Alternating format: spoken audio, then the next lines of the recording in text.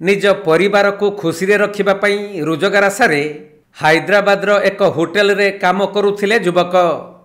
हेले तांको मृतदेह घर को फेरिबा परे तांको मृत्यु को नहीं सृष्टि होईछि संदेह। आउ कांद बोबाली रे फाटी पड़ीछि पूरा परिवेश। निज गर्भवती स्त्री को घरे छाड़ी हैदराबाद को काम करिबा पई जाइथिबा बेले फेरिछि युवकंकर शव।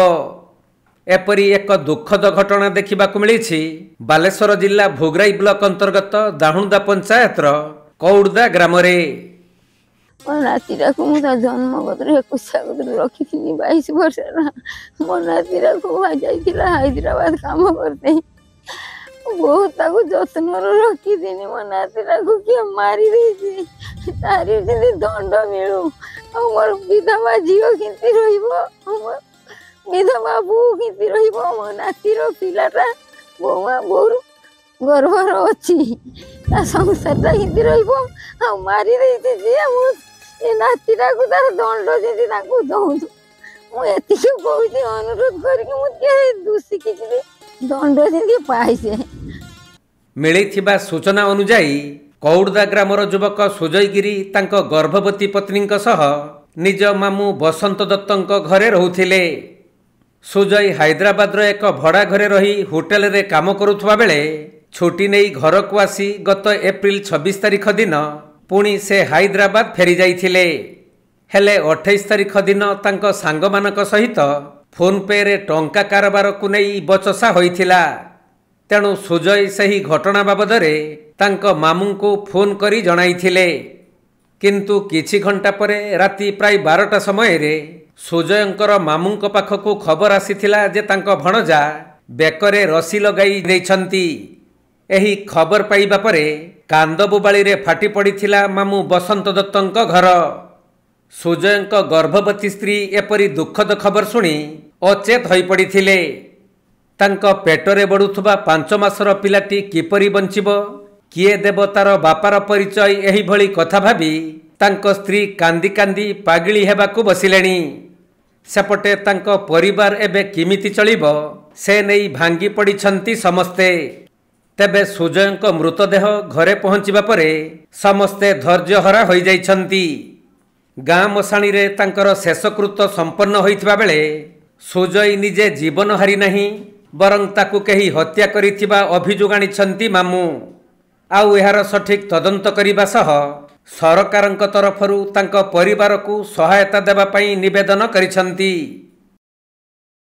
कौन थिला घटना केते वर्ष से सुजय मो भणजा से बाप छमुंड आज की तार बयस 23-24 वर्ष है से आम घरे अच्छी 21 पाखु ताकू मु रखी नाल पालन कर बड़ होती पाठ पढ़ी आम घरे मुझे रखी सी जाइला हैदराबाद गोटे होटेल महफिल 4 वर्ष है कम करुला 4 वर्ष कम करने भितर 2 वर्ष है से बाहाई घरे ता स्त्री बर्तमान 5 मासर प्रेग्नेंट।